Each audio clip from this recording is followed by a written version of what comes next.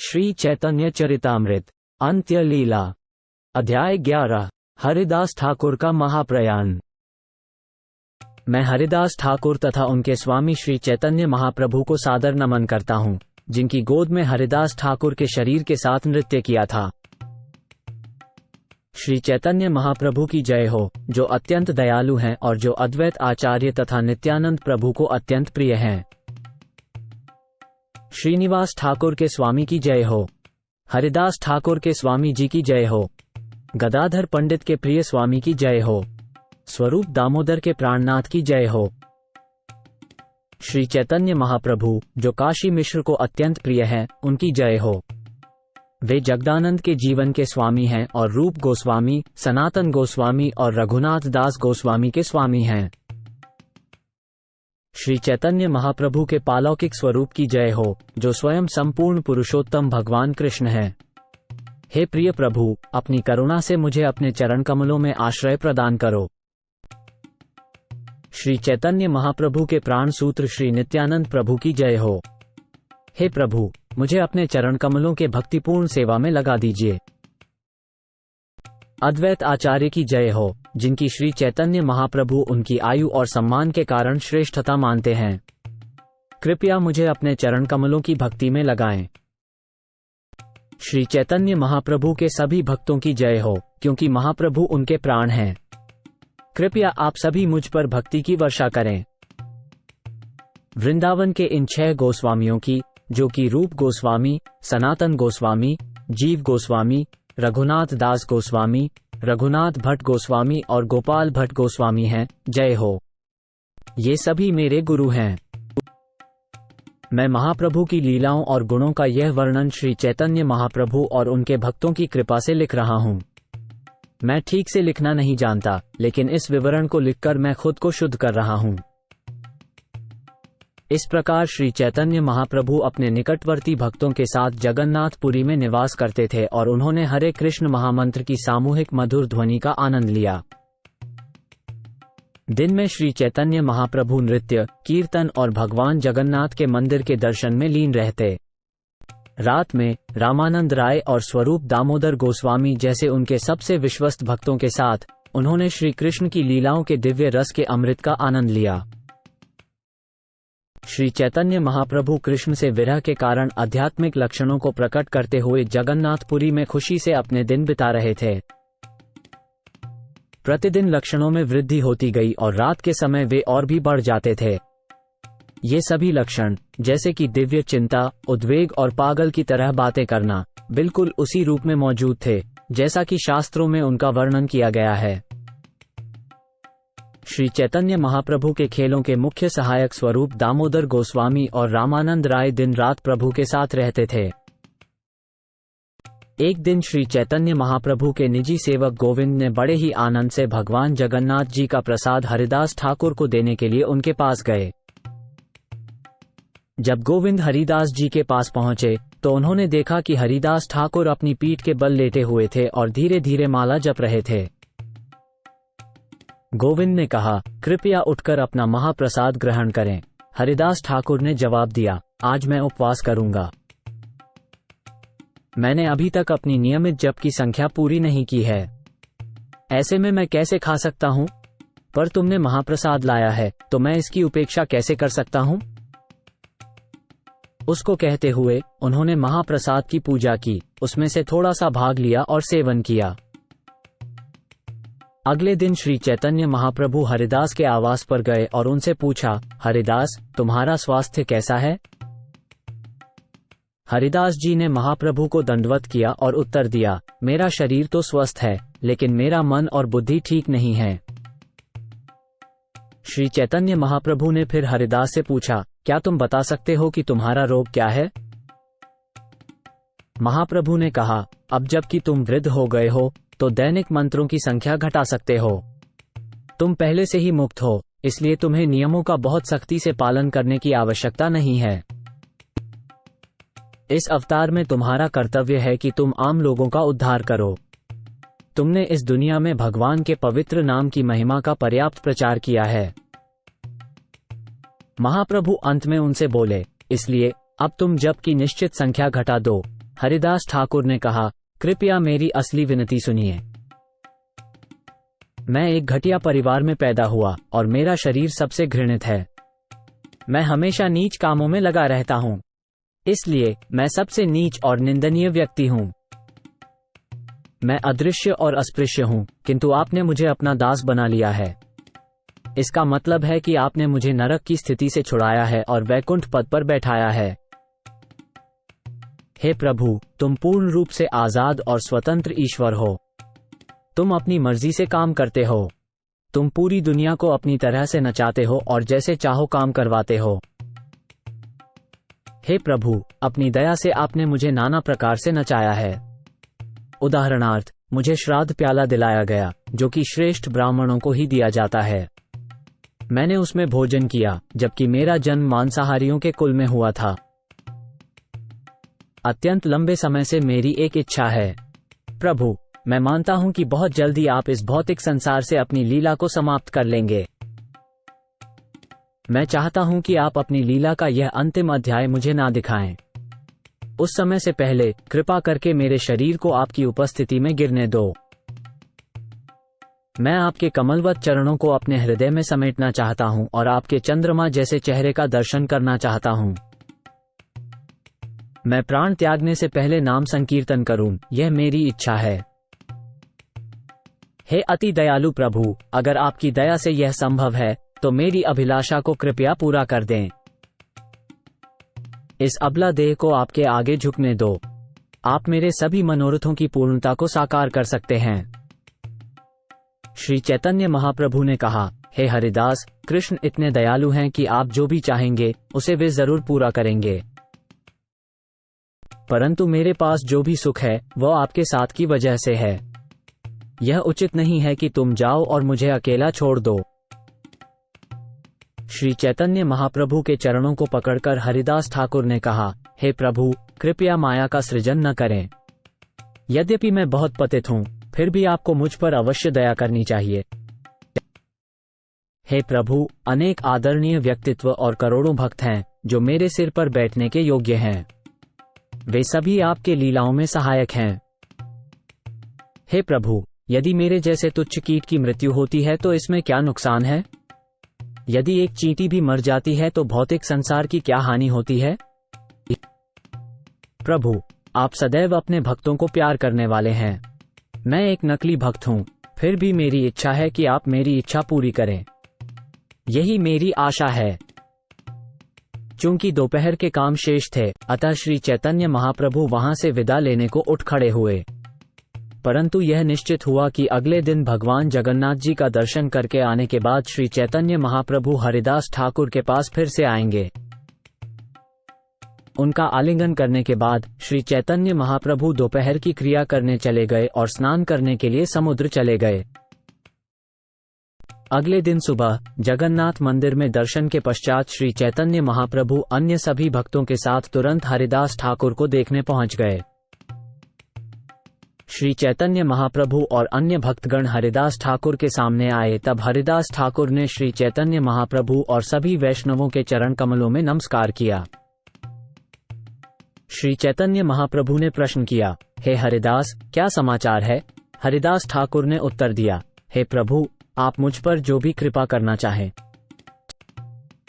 इसे सुनते ही श्री चैतन्य महाप्रभु ने तुरंत आंगन में भव्य सामूहिक संकीर्तन शुरू कर दिया। वाकरेवर पंडित प्रमुख नर्तक थे। स्वरूप दामोदर गोस्वामी जी के नेतृत्व में श्री चैतन्य महाप्रभु के सभी भक्तों ने हरिदास ठाकुर को घेर लिया और सामूहिक कीर्तन शुरू कर दिया। सभी महान भक्तों जैसे कि रामानंद राय और सार्वभौम भट्टाचार्य के सम्मुख श्री चैतन्य महाप्रभु हरिदास ठाकुर के पवित्र गुणों का वर्णन करने लगे। जैसे ही श्री चैतन्य महाप्रभु ने हरिदास ठाकुर के दिव्य गुणों का वर्णन करना शुरू किया, ऐसा लगा जैसे उनके 5 मुख हों। उन्होंने जितना ही अधिक वर्णन किया, उनका सुख उतना ही बढ़ता गया। हरिदास ठाकुर के अलौकिक गुणों से अभिभूत होकर वहां उपस्थित सभी भक्तों ने उनकी चरण कमलों में श्रद्धापूर्वक नमन किया। हरिदास ठाकुर ने श्री चैतन्य महाप्रभु को अपने समक्ष बैठाया और तब भौरों के समान अपने दोनों नेत्र प्रभु के मुख कमल पर टिका दिए। उन्होंने श्री चैतन्य महाप्रभु के चरण कमलों को अपने हृदय पर लगाया और उसके बाद वहां मौजूद सभी भक्तों के चरणों की धूल लेकर अपने सिर पर लगाई। उन्होंने श्री कृष्ण चैतन्य के पवित्र नाम का बार बार उच्चारण किया। जब उन्होंने भगवान के मुख की मधुरता का पान किया तो उनकी आंखों से लगातार आंसू गिरने लगे। श्री कृष्ण चैतन्य का पावन नाम जपते हुए उन्होंने प्राण त्याग दिया और अपने शरीर को छोड़ दिया। हरिदास ठाकुर की इच्छानुसार मृत्यु देखकर जो वैसी ही अद्भुत थी जैसे एक महान योगी की होती है, सबको भीष्म की मृत्यु की याद आ गई। जब सबों ने हरि तथा कृष्ण के पवित्र नामों का कीर्तन किया तो कोलाहल मच गया। श्री चैतन्य महाप्रभु प्रेमानंद से विह्वल हो उठे। श्री महाप्रभु ने हरिदास ठाकुर के शरीर को उठाया और उन्हें अपनी गोद में रख लिया। फिर वे अत्यधिक प्रेम से अभिभूत होकर प्रांगण में नृत्य करने लगे। श्री चैतन्य महाप्रभु के प्रेममय व्यवहार के कारण सारे भक्त असहाय थे और वे भी प्रेममय व्यवहार में नृत्य करने और सामूहिक कीर्तन में शामिल होने लगे। श्री चैतन्य महाप्रभु कुछ समय तक नृत्य करते रहे। तभी स्वरूप दामोदर गोस्वामी ने उन्हें ठाकुर हरिदास के शरीर के लिए अन्य क्रियाओं के बारे में बताया। तब हरिदास ठाकुर को एक ऐसे वाहन पर रखा गया जो हवाई जहाज जैसा था और समुदाय के सामूहिक कीर्तन के साथ उन्हें समुद्र तट पर ले जाया गया। श्री चैतन्य महाप्रभु शोभायात्रा के सबसे आगे नृत्य कर रहे थे और वक्रेश्वर पंडित अन्य भक्तों के साथ उनके पीछे पीछे कीर्तन और नृत्य करते हुए चल रहे थे। श्री चैतन्य महाप्रभु ने हरिदास ठाकुर के शरीर को समुद्र में स्नान कराया और उसके पश्चात घोषित किया, इस दिन से ही यह समुद्र एक महान तीर्थस्थल बन गया है। हर एक ने उस जल को पिया जिसे हरिदास ठाकुर के चरणों ने छुआ था और सबों ने जगन्नाथ जी के चंदन का प्रसाद हरिदास ठाकुर की काया पर लेप किया। बालू में एक गड्ढा खोदकर उसमें हरिदास ठाकुर के शरीर को रखा गया।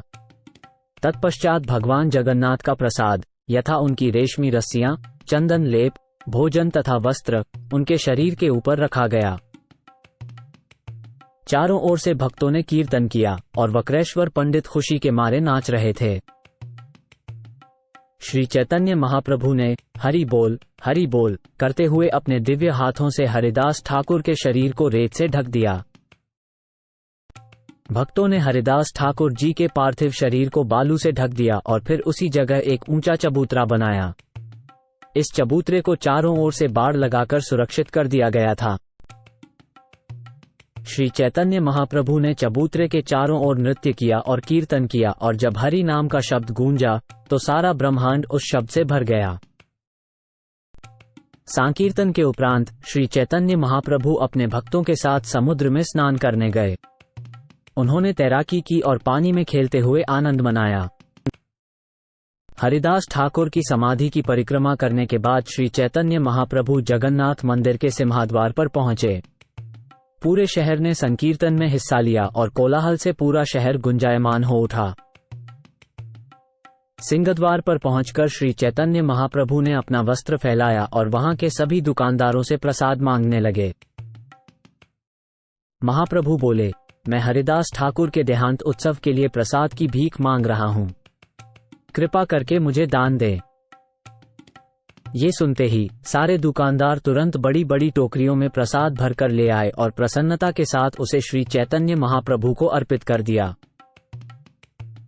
स्वरूप दामोदर ने दुकानदारों को रोका, जिसके बाद वे अपनी दुकानों में लौट गए और अपनी टोकरियों के साथ बैठ गए। स्वरूप दामोदर ने श्री चैतन्य महाप्रभु को उनके निवास पर वापस भेज दिया और अपने साथ 4 वैष्णवों और 4 बोझा ढोने वाले नौकरों को रख लिया। स्वरूप दामोदर ने सारे दुकानदारों से कहा, मुझे हर एक वस्तु से 4-4 मुट्ठी प्रसाद दो। इस प्रकार तरह तरह के प्रसाद इकट्ठा कर लिए गए और फिर उन्हें अलग अलग पोटलियों में बांधकर 4 नौकरों के सिरों पर रखकर ले जाया गया। स्वरूप दामोदर गोस्वामी के अलावा वाणीनाथ पटनायक एवं काशी मिश्र ने भी मंदिर में चढ़ाने के लिए प्रचुर मात्रा में प्रसाद भेजा। श्री चैतन्य महाप्रभु ने भक्तों को पंक्तियों में बिठा दिया और 4 अन्य पुरुषों के साथ खुद प्रसाद बांटने लगे। श्री चैतन्य महाप्रभु जी थोड़ी मात्रा में प्रसाद ग्रहण करने के आदी नहीं थे। इसलिए प्रत्येक पत्तल में वे इतना भोजन रख देते थे जिसे कम से कम 5 व्यक्ति खा सकें।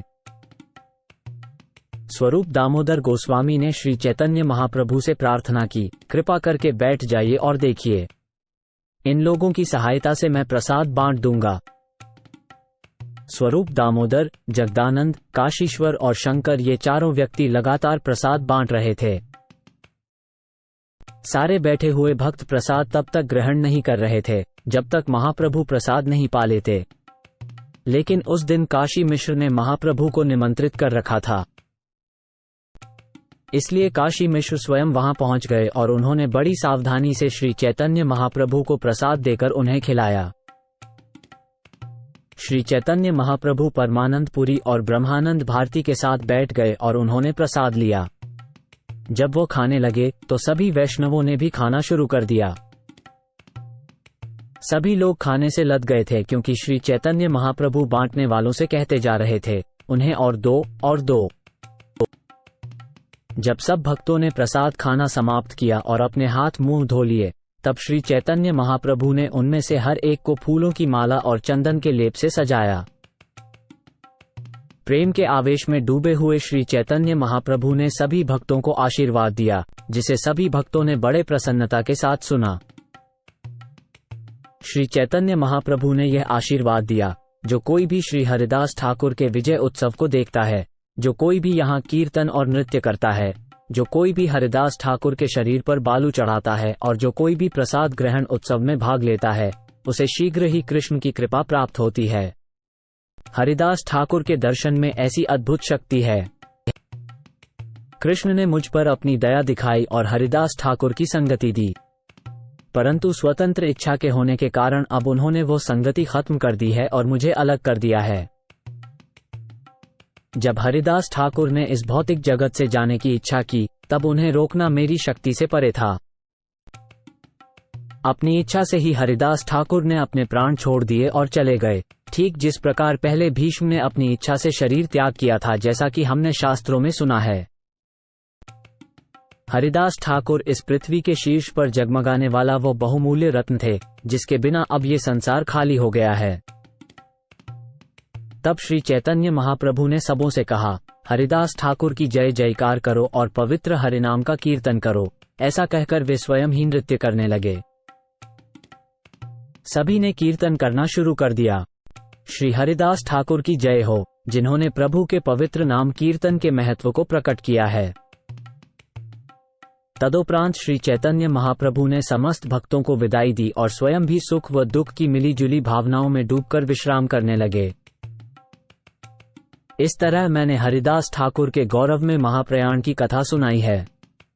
जो कोई भी इस कथा को सुनता है, वह निश्चित रूप से भगवान कृष्ण की भक्ति में अपने मन को दृढ़ करेगा। हरिदास ठाकुर के महाप्रयाण की घटना और श्री चैतन्य महाप्रभु के द्वारा जिस यत्न के साथ इसे मनाया गया, उससे हम ये समझ सकते हैं कि महाप्रभु अपने भक्तों के प्रति कितने दयालु हैं।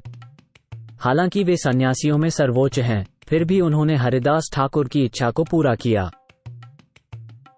स्वामी हरिदास ठाकुर की जीवन की अंतिम परिस्थितियों में श्री चैतन्य महाप्रभु स्वयं उनकी सेवा में उनके संग रहे और उन्हें अपना स्पर्श करने की अनुमति देते रहे।